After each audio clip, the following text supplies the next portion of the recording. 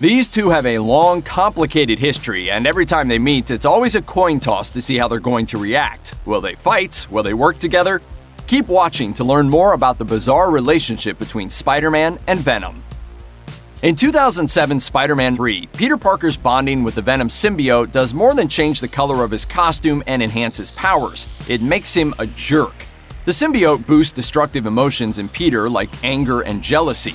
When are you gonna give a guy a break? You want forgiveness? Get religion.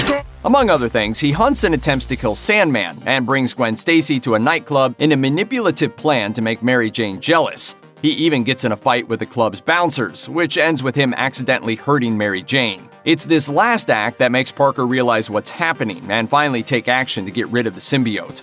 In the comics, however, things work out a little differently.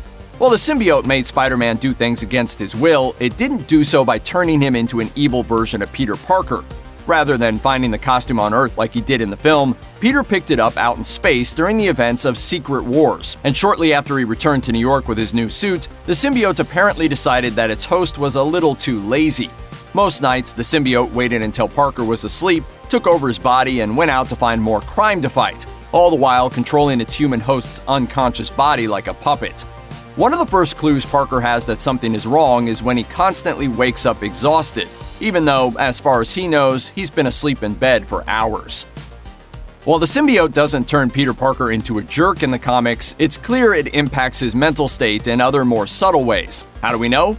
Because it takes Peter, who's as much a scientist as Bruce Banner and Tony Stark, a pretty long time to start examining a strange unknown symbiotic life form that he picked up on an alien planet.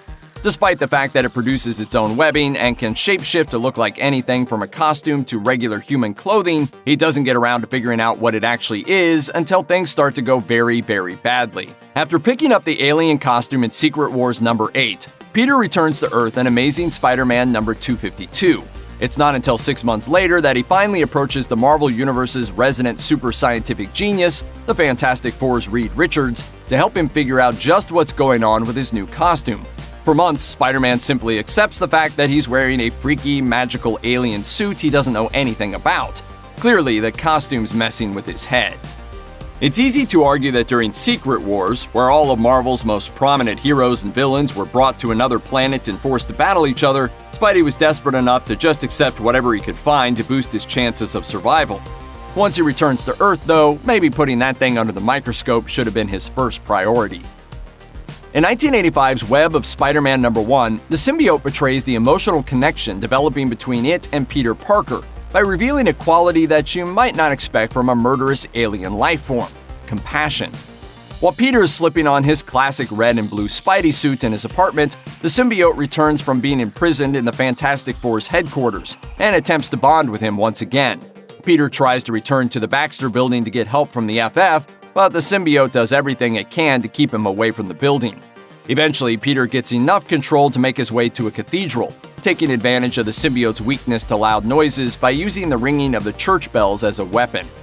In the process, Peter gets knocked out, and while it initially slithers away to escape the bells, the symbiote returns to save Peter from the thunderous sound.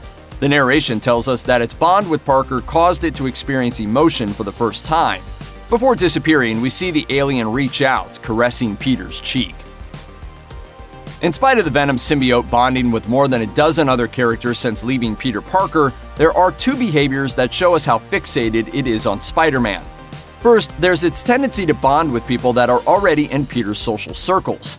Eddie Brock is the first and most obvious example, since he was a rival photographer at the Daily Bugle the first time he merged with Venom. Photography, it's not just about, no offense, flagpoles, whatever. It's about lighting, composition, drama.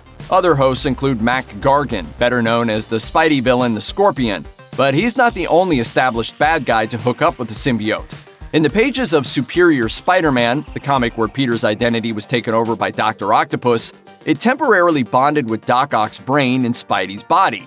After Brock, the man to have stayed with the symbiote for the longest amount of time was Peter Parker's former bully and best friend Flash Thompson, who used it to perform covert missions for the government under the codename Agent Venom. What's equally telling is how Venom manifests visually. The symbiote has the ability to mimic any set of clothing, but no matter who the host is or where they fall on the moral spectrum, Venom continues to base its appearance on Spider-Man's. The eyes of its mask and the spider emblem on its chest are clearly mirrors of Spidey's costume, as is the fact that it continues to sling webs around, something other symbiotes just don't do. Spider-Man and Venom don't exactly have the best relationship, but occasionally there's something bad enough to force them to work together, and it usually comes from Venom himself. More often than not, if Parker and Brock are on the same team, it's because one of Venom's own spawn is up to no good, like the insane and powerful villain Cletus Cassidy, better known as Carnage. When I get out of here, and I will, there's gonna be carnage. Venom and Spidey famously teamed up against the villainous symbiote along with other Marvel heroes in the 1993 event Maximum Carnage, a hugely popular storyline that inspired the classic 16-bit video game of the same name. There's a good reason why they had to team up, too. Physically, Carnage is more powerful than Spider-Man and Venom combined, and even more durable. Among other things, the villain has survived being beheaded as well as being dragged into space and ripped in half. Even worse, Cassidy was already a convicted serial killer before he got superpowers. When his cellmate Eddie Brock escaped from prison, a scrap of the symbiote was left behind and a terrifying new villain was born. In that respect, Carnage can be thought of as Venom's son, but the symbiotes clearly don't have the same warm, fuzzy feelings the rest of us have towards family. Still, the fact that Venom chose to stay on Team Spidey when he had to choose between siding with Peter Parker or teaming up with his own spawn says a whole lot about his complicated relationship with Spider-Man. It's clear the Venom symbiote has complicated feelings towards Peter Parker, but it's also clear that those complex feelings are a two-way street. Venom's place in the Marvel Universe is always cycling between anti-hero and full-on villain. He can spend time as a less forgiving crime fighter, as he did in a series of solo titles that started in 1993 with Venom Lethal Protector, but cut to 10 years later in 2003's Venom, and he's right back to eating people for fun. And yet, in spite of Venom's unpredictability and his shifting loyalties, Spider-Man never gets proactive about shutting him down, even though he's the one with the great responsibility of bringing the symbiote to Earth in the first place. Instead, he's far more likely to form an uneasy alliance with him like he did to battle Carnage, and seems to hold out hope that the symbiote could be redeemed. That might be a result of his bond with the symbiote leaving him with an emotional connection, but there's plenty of evidence that Spidey might be right after all. During its time as Agent Venom, the symbiote spent a long time bonded to one of Parker's closest pals, Flash Thompson, who, in addition to being Peter Parker's best friend, was once literally the president of the Spider-Man fan club. He's no Spider-Man. What is it with you and Spider-Man? What, he looks out for the neighborhood, has a dope suit, and I really respect him. Thompson's Venom was a much more traditionally heroic version of the character, and even served alongside the Guardians of the Galaxy and a covert squad of Avengers. While he was out in space, the symbiote revealed a previously unknown tragic past, starting out as a relatively peaceful member of an alien species called the clenched before being driven mad after mistakenly bonding with a genocidal maniac. Thompson's innate sense of honor, however, showed the symbiote a better way to live and use its great power a little more responsibly. Whether that will stick remains to be seen, but for now, Venom seems to be pretty firmly on the side of the good guys. More or less. You gonna eat anybody else? Most likely. Miles Morales is probably best known these days as the star of 2018's animated hit Spider-Man Into the Spider-Verse. In the comics, like in the film, Miles was originally from an alternate universe to Peter Parker, but was transported to the prime Marvel Comics universe by a cosmic event that restructured the multiverse. As a result, when Miles runs into Eddie Brock in 2018's Venom #3, it's their first meeting, and their introduction doesn't go well. With his symbiote being controlled by the dark god Null, Venom comes close to killing Miles. The younger Spider-Man manages to temporarily incapacitate the symbiote, which gives Brock a chance to take over. Eddie thanks Miles and tries to explain what happened, but Miles doesn't give him the chance. Miles understandably presses the attack against Eddie, and Venom is forced to fight back. While Miles has never met Eddie Brock before that issue, he isn't a stranger to symbiotes. Back in his home universe, his life was thrown into disarray by that world's version of Venom in 2013, during a story appropriately titled Venom War. Venom nearly killed Miles' father, and his mother died as a result of the conflict. With that kind of history, it's easy to see why Miles wouldn't be inclined to give Eddie the benefit of the doubt once he was attacked. Eventually, in true Marvel team-up fashion, The fight led to Miles and Eddie working together for the next few issues. Time will tell what happens next time these two fan favorites cross paths. Marvel has been putting out issues of What If on and off since 1977, giving readers the chance to experience what stories would be like if they worked out differently.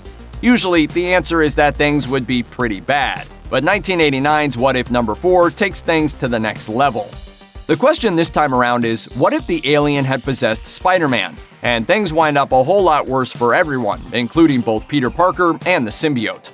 The Venom symbiote of What If number 4 never develops the same emotional attachment to Peter Parker as the main continuity's Venom does.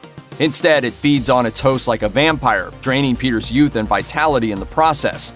Once Parker's life force is spent, the symbiote starts looking for a bigger meal and chooses the Hulk as his next host. It interrupts the massive battle between the Hulk and the Avengers that readers had originally seen in Incredible Hulk number 300, and bonds with the Green Goliath. As he does, Peter Parker's body is revealed to have been prematurely aged, leaving him as a withered husk. Peter dies not long after, and the Avengers pursue the Venom-infected Hulk until the symbiote trades up once again, leaving the Hulk's body for Thor's.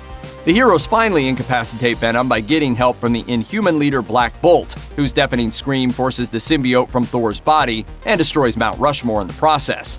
Before the assembled heroes can banish the symbiote to another dimension, the Black Cat kills it in revenge for Parker's death. All things considered, it's a much less happy ending than we got in the regular comics. Check out one of our newest videos right here, plus even more Looper videos about the MCU are coming soon. Subscribe to our YouTube channel and hit the bell so you don't miss a single one.